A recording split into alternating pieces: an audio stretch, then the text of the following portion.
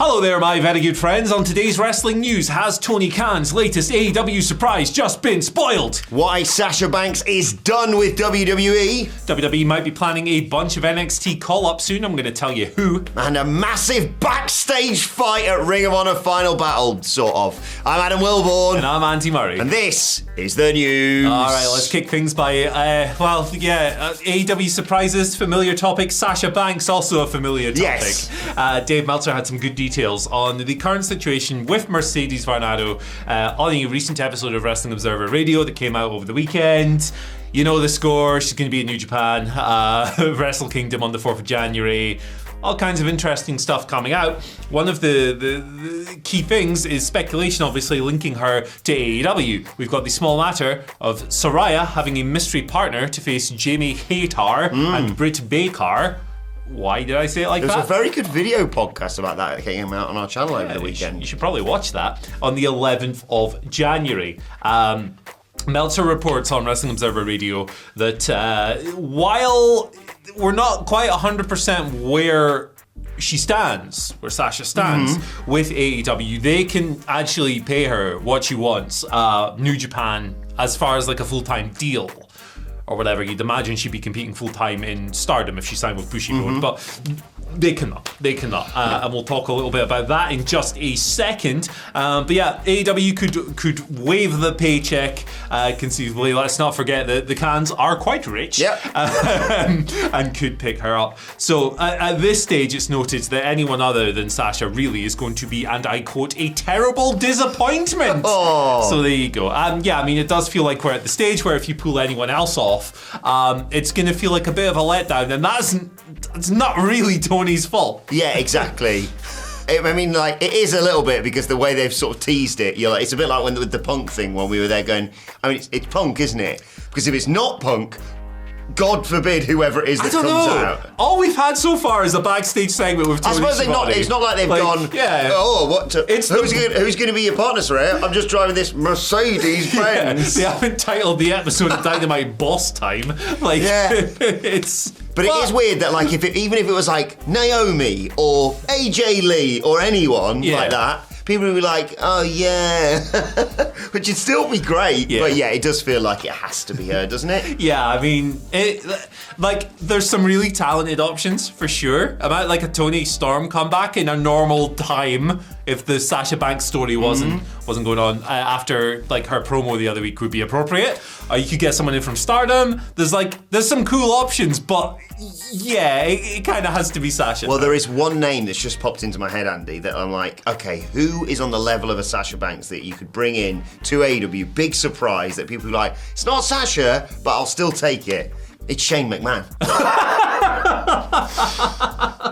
The only person who can credibly strike with Jamie Hayter. Indeed, as well, good point. Because he's so... Yeah, wow. But let's continue talking about this because Meltzer continued talking about himself, Andy, on Wrestling Observer Radio, saying that WWE had basically nothing to say when it came to the former Sasha Banks' situation.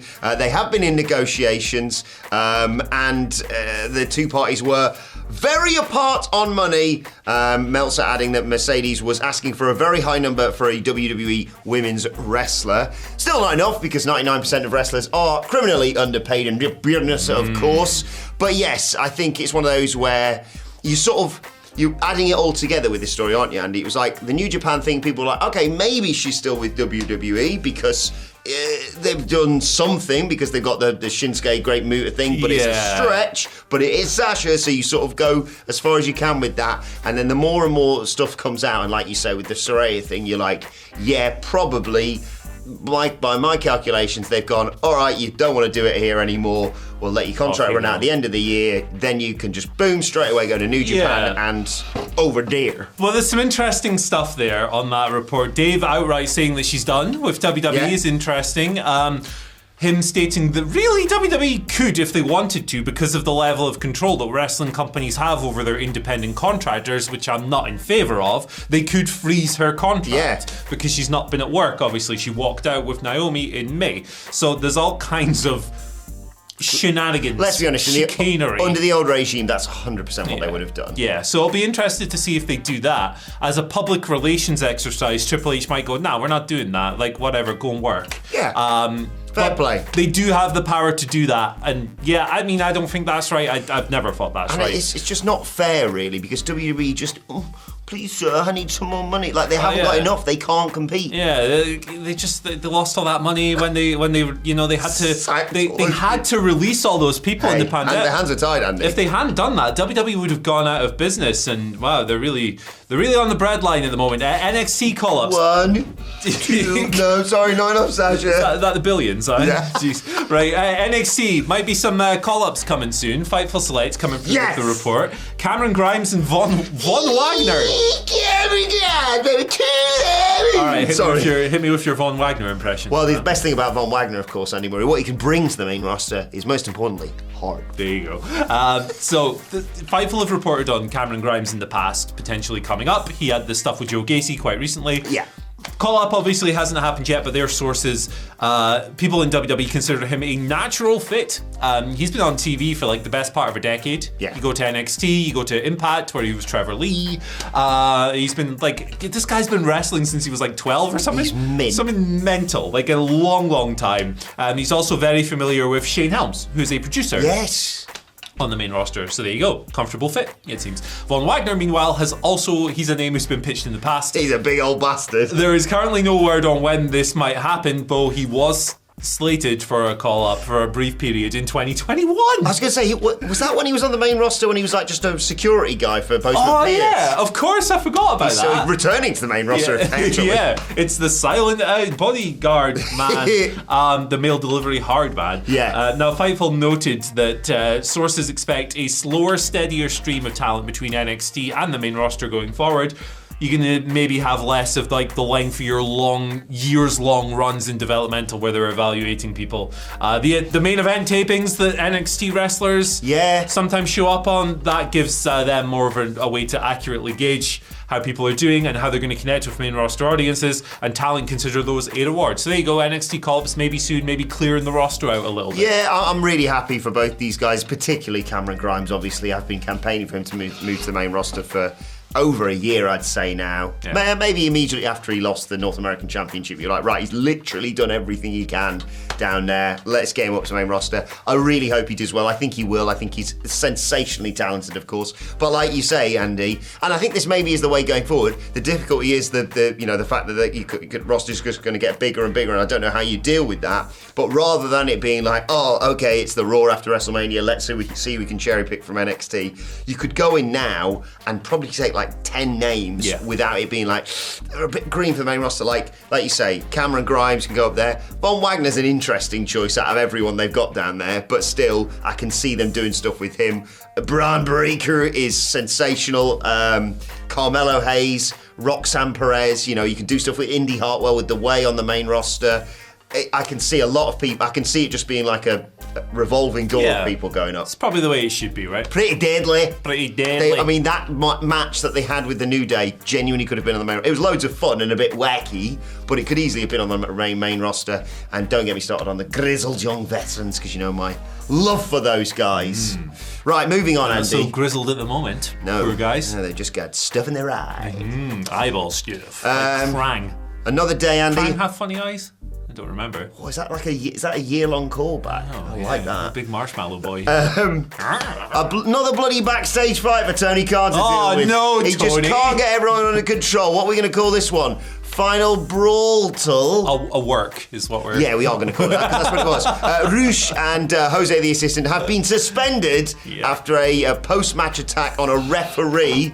Rough night of a referee's final battle, wasn't it? The one in the dog collar match. Was it the dog? Yeah, it was the dog collar match. Can you tell us it's Slow News Day? We've done 2 Sasha Banks stories again and a kayfabe suspension. I don't mind. I watched 8 hours of wrestling yesterday, which I'll be talking about today on just all the podcasts. Yeah, you're not going out of the studio. I'm going to get so many confused finishes. I'll be like, the Women's Iron Survivor Challenge, of course, ended with all 4 people busted wide open, and the guns coming down to attack the winners. Yeah. I'm just so confused. What's but yes, going on? Look, it was a bit of an iffy convoluted finish at Final Battle in the match featuring Rush and Dralistico, who faced... I love AR Fox, man. I've only just discovered him, really, for my sins. Good. He was facing AR Fox and Blake Christian. And Fox hit a 450, got the pinfall victory on Dralistico. Dralistico kicked out, you effed up chance, blah, blah, blah. Rush and his boys went bonkers afterwards, and they raged in a backstage interview, and subsequently Jose the assistant tweeted, Rush assaulted a referee. We got fined $dollars for using chairs. We've been suspended for a week by AEW. Preston didn't get too involved and isn't suspended because he's too bloody handsome for that sort of thing. He didn't write that. I just want to say that. You can't fool the fans. They know the match ending was BS. He didn't say BS, but if I say it, if I speak, I'm in big trouble. So. There you go. Yeah, it's a storyline. That's my analysis. Look, I was really disappointed with the finish of that because I was really enjoying the match. I loved the team of AR Fox and Blake Christian, and again, didn't really know a lot about Dralistico, but good stuff. Yep. And Rush is Rush. Rush gonna Rush. Jose the assistant, oh my god. I just wish he'd had his top ripped off, to be perfectly honest. Fair play. Right, let's move on to your Twitter. I can't argue. Yeah. Handsome man. Folks. Where's the lie? I was going to use that later. Never mind. Yeah, I got something else to go over, actually. Okay. When we get to the end, finally. Oh, good. Fun day for us. Twitter questions at WhatCulture WWE, of course, if you want to get in touch with us. Jonathan Johnson kicks us off. He writes, interesting thought. What do you think about Roman telling Sami that in order to be blood, you must first draw blood by attacking Kevin Owens? Sami's reluctant to do so. That sets up Roman and Sami's clash at Elimination Chamber. I'm nervous about SmackDown this week. Yeah. So I completely zoned out during that question. Can you repeat it, please? Draw blood. To be blood, you have to draw blood. Sami has to attack Kevin Owens. Yes. Yeah, that would be a good heart-wrenching way to go, and it would be in fitting with the... I'm all over the place mentally today. It would be in fitting with the tone of the feud, and it would put you through the ringer, and that's exactly what they want, so yeah. The moment on SmackDown last week where they said, like, hey, tidy yourself up because next week could be a big week for you. I'm like, oh no, I'm not ready for this to be over. Like, it's either going to be, he's going to legitimately become an Uso, he's going to get the lay, he's going to have the Bloodline family Christmas, or this is the week that it all happens, and I'm just not ready for it to be over, Andy. Yeah, me neither. But yeah, I wouldn't be surprised. I like that as an idea, Jonathan, because the one thing that, yes, he hoyed him in the bollocks, but prior to that, he was very, you can kick Kevin Owens' ass, but I'm not getting involved. Yeah, absolutely. The F-bomb specialist gives us our second question of the day. All right. How about Moxley and Danielson winning the AEW tag titles now Claudio and Yuta got their gold back? Yeah, that would be cool, wouldn't it? I think Moxley has been a bit estranged from these boys over the past few months, but he's come back with them recently, of course. All kinds of stuff going on. Claudio holding him back. Hold me back! On Rampage this week and all of that. So yeah, I'd like to see them have a little run. Why not? It'd be fun. Would the BCC tag it, or these specific two tag in and out by slapping each other in the face? And they chop each other in the eye.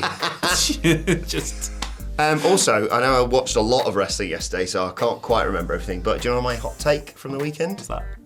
John Moxley versus Konosuke Takeshita. Quite good. Is that Konosuke Takeshita Rookie of the Year? I can't believe he's only been wrestling for 7 months. Dog collar match was quite nice as well, wasn't it? Yeah, it was all right. It was good. If you like that sort of thing, I suppose. Right, final question. You like great matches. It was it's okay. literally the second best tag weight match of the weekend after Pretty Deadly versus New Day.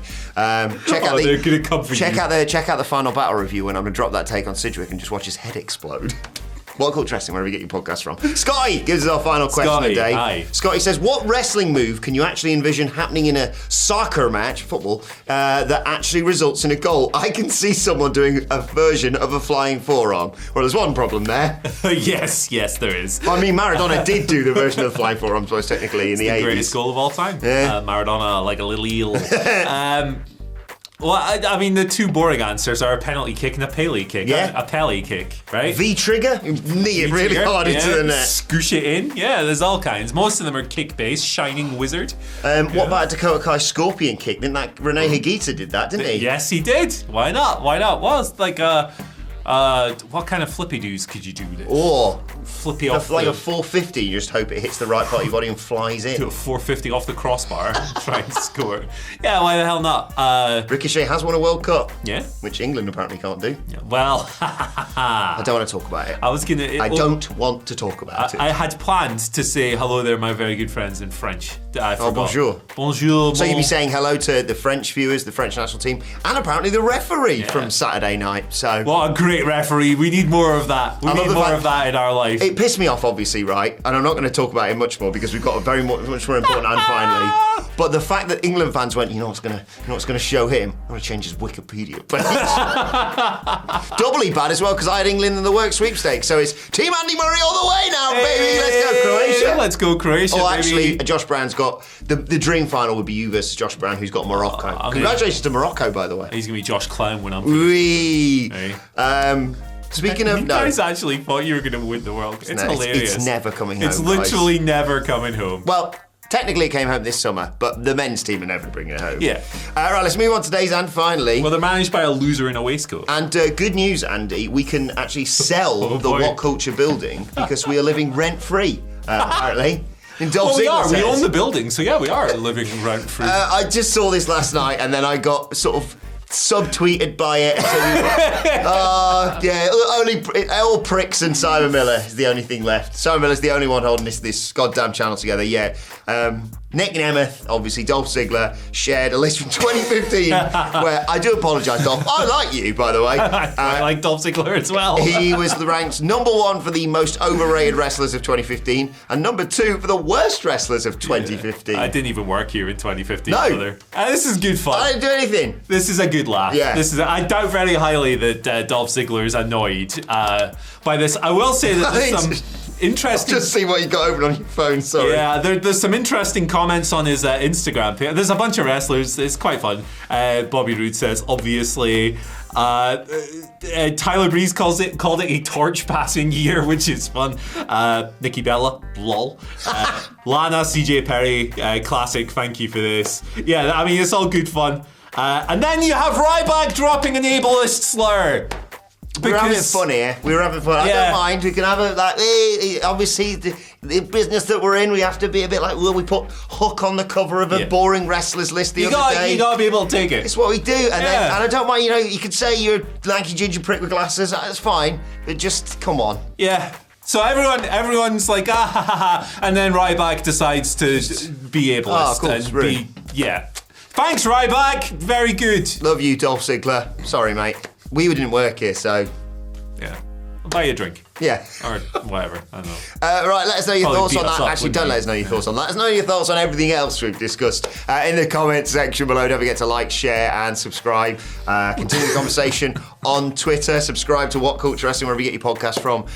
For daily wrestling podcasts, like I say, we can review SmackDown Rampage Final Battle and NXT Delane, as well as looking ahead to Ryback Monday used to Night hang Raw. out in our comment sections like every day. Oh, what a scumbag. At WhatCulture WWE on Twitter if you want to get in touch with us. You can follow both of us on Twitter. You can follow Andy Murray at Andy H. Murray. The H stands for home. You guys are going to have to get over this stuff. It's Yeah. literally the men's English national team are pathetic loser jokers. You're never going to win one of these things. What's the name of our striker again, Andy? Oh, Parry Payne. Finished. Right. Pellingham. Eh? Follow me on Twitter. What a crap penalty as well, man. It's rubbish. That was awesome. Follow It's me on like Twitter. John Terry in that Champions League. Adam Wilborn. Don't compare him to Chris Waddle, Sam Matterface, though. That was too far. At WhatCulture WWE for all of us. Sam Matterface should know that Chris Waddle only takes penalties, not penalties. Come on. I've just realised what his name is, by the way. Piss Poddle. Right, thanks. Thanks to Andy. Thanks to Dolph Ziggler. Thank you for joining us. We'll see you soon. Piss Poddle. Piss Poddle.